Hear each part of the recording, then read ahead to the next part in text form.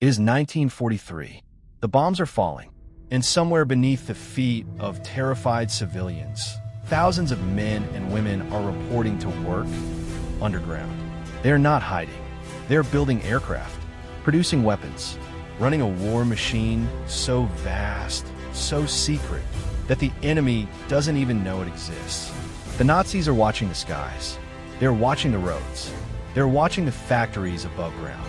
But they are not watching what is happening 30 meters below the surface of the earth. Because no one could believe that anyone had actually done it. Built an entire city underground. And the most extraordinary part is still there today. The year is 1938, and Britain is watching Adolf Hitler with growing dread.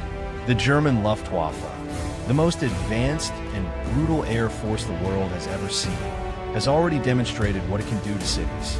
In Spain, during the Civil War, the bombing of Guernica in 1937 showed everyone who was paying attention exactly what modern aerial warfare looks like. Whole streets turned to rubble in minutes. Hundreds dead, and that was just a rehearsal. British military planners knew that if war came, and by 1938 they were certain it would, the first thing Hitler would do is send his bombers after British factories. Aircraft factories, engine plants, the places where the machines of war were made. Destroy those, and Britain would be defenseless. The logic was simple and terrifying. So they asked a question that had never seriously been asked before. What if we moved the factories underground? The man who would make this idea a reality was not a general. He was not a politician. He was a civil engineer named Lord Beaverbrook. And when Winston Churchill made him Minister of Aircraft Production in May 1940, he was handed an almost impossible task. Britain was losing the Battle of France. The Dunkirk evacuation had just begun, and the Spitfires and Hurricanes that would need to defend the skies over Britain were being produced in factories that were sitting completely exposed on the surface of the earth. Beaverbrook looked at this situation and made a decision. They would dig. The location chosen was a place called Spring Quarry near the village of Corsham in Wiltshire, England. And this is where the story becomes extraordinary, because Spring Quarry was not just a hole in the ground. It was a vast network of tunnels and chambers that had been carved out over centuries by quarrymen extracting Bath stone. The beautiful golden limestone used to build much of Georgian Bath and many of London's finest buildings. By the time the government came looking, the quarry stretched across more than 200 acres of underground space. 200 acres. That is not a tunnel. That is a subterranean landscape. Work began in earnest in 1940. Thousands of construction workers descended into the earth, and what they built over the following 2 years was staggering. They installed roads wide enough for lorries. They built canteens that could serve thousands of meals a day. They constructed offices, machine shops, electricity substations, ventilation systems powerful enough to circulate fresh air through miles of tunnels. They built a hospital. They built a telephone exchange. They built dormitories where workers could sleep, because some of them worked shifts so long they simply never went back to the surface. At its peak, the underground factory employed over 20,000 people. 20,000, working beneath the fields of Wiltshire, invisible to the German reconnaissance planes circling overhead. The factory was given a name. They called it Underground Shadow Factory, and its primary purpose was to manufacture the Bristol Hercules aero engine, the power plant that drove some of the most important aircraft of the Second World War, including the Bristol Beaufighter and the Short Stirling bomber. Each engine required thousands of precision parts, machined to tolerances measured in thousandths of an inch. The men and women who worked here were doing something that required extraordinary skill in conditions that were deeply strange and deeply human all at once. They joked in the canteen. They fell in love in the corridors. They argued about the football scores. They did all the ordinary things that people do in the most extraordinary place any of them had ever been. The temperature underground was a constant 55 degrees Fahrenheit. The rock walls sweated with moisture. The sound of machinery echoed off stone ceilings in ways that never quite let you forget you were underground. And yet they came every single day and they worked, because they knew what was at stake. Now here is the twist that almost nobody knows. The factory was never bombed. Not once. The Luftwaffe never found it. For years, historians assumed this was simply because the secrecy worked, because the location was so well hidden, so completely disguised above ground, that German intelligence simply never identified it. But documents declassified decades after the war revealed something more alarming. German intelligence did suspect that the British were operating underground facilities in Wiltshire. They had aerial photographs. They had informant reports. They knew something was happening, but they couldn't confirm it. And without confirmation, they couldn't justify sending bombers. They were so close, and they missed it entirely. The most important factory in Britain survived the war not just because it was hidden, but because of a chain of intelligence failures on the German side that, had they gone differently, might have changed the outcome of the Battle of Britain itself. By 1945, the war was over. The factory was no longer needed, and the question became, what do you do with an underground city? The answer, it turned out, was you don't abandon it. You repurpose it. The British government looked at those 200 acres of tunnels and chambers and saw something too valuable to simply close. The Cold War was beginning. The Soviet Union was developing nuclear weapons. And suddenly, the idea of having a vast, bomb-proof underground complex that could survive an atomic blast seemed not like a wartime extravagance, but like an absolute necessity. In the early 1950s, parts of the old factory were quietly converted into a government emergency relocation center. The plan, kept completely secret from the public for decades, was this. In the event of a nuclear attack on Britain, the government, the civil service, and the BBC would relocate to Corsham. The BBC would broadcast from underground. Ministers would govern from underground. The country would continue to function, even as the surface of Britain burned.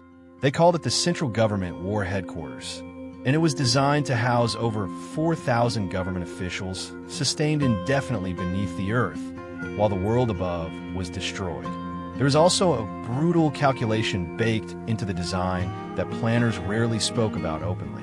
The facility could house 4,000 people. Britain's population at the time was over 50 million, which means the plan was never to save the British people.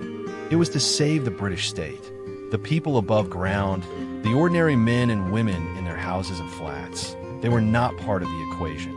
They were, in the cold language of nuclear strategic planning, considered acceptable losses. The government would survive. The crown would survive. The institution of Britain would survive. But the people of Britain were on their own. That truth was kept underground just as surely as the tunnels themselves. The tunnels were fitted with everything a government in exile might need. There were bedrooms for ministers. There was a cabinet room. There was a room designated specifically for the Prime Minister. There were communication centers, medical facilities, fuel storage, water reserves. They even installed a dedicated underground telephone exchange that connected to the national phone network through cables buried deep in the earth. This facility was not theoretical. It was real, it was staffed, and it was maintained in a state of readiness for decades. The workers who maintained it signed the Official Secrets Act. Their families didn't know what they did. Their neighbors didn't know where they went every morning. For 30 years, thousands of people kept this secret, and the world above had absolutely no idea. But the secret didn't stay perfectly sealed. In the 1980s, a journalist named Duncan Campbell began investigating rumors of a vast government bunker somewhere in Wiltshire. The government denied everything. Officials gave non-answers. But Campbell kept pulling at the thread, and in 1982, he published a report that described the existence of the Central Government War Headquarters in enough detail to cause a national scandal. The public had never been told. Parliament had never been properly informed.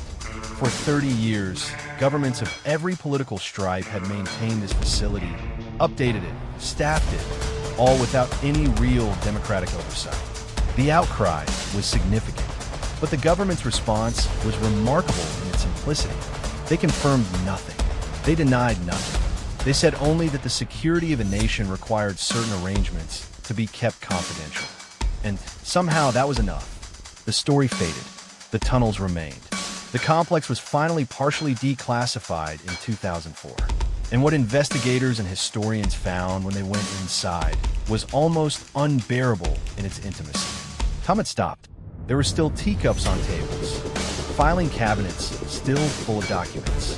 The furniture from the 1950s and 1960s, exactly as it had been left. Maps on the walls, notice boards with papers still pinned to them.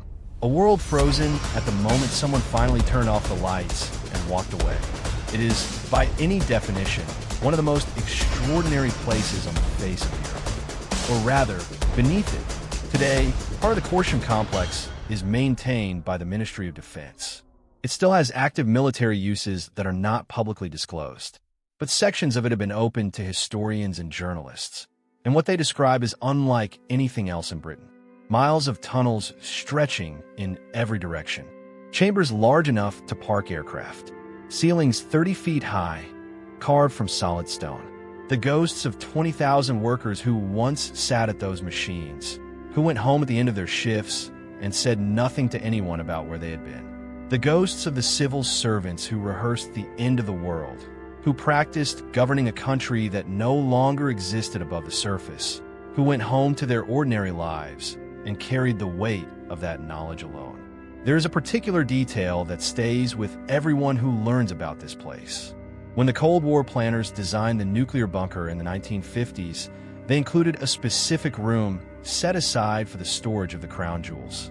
Not replicas, the actual crown jewels of England. Because the plan was not just to preserve the government. It was to preserve the idea of Britain itself. The symbols of 1,000 years of history, locked in a vault beneath a field in Wiltshire, waiting for a world that might never come back. And here is the thought that will not leave you once you know about Corsham. Somewhere beneath the English countryside right now, those tunnels are still there.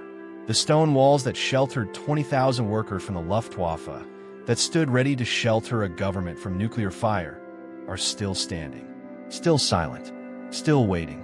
We built a city underground because we were afraid of what was happening above. And the city outlasted the fear. It outlasted the war. It outlasted the Cold War. It is outlasting us. Which makes you wonder, what else is down there in the dark, in the places we built and then forgot?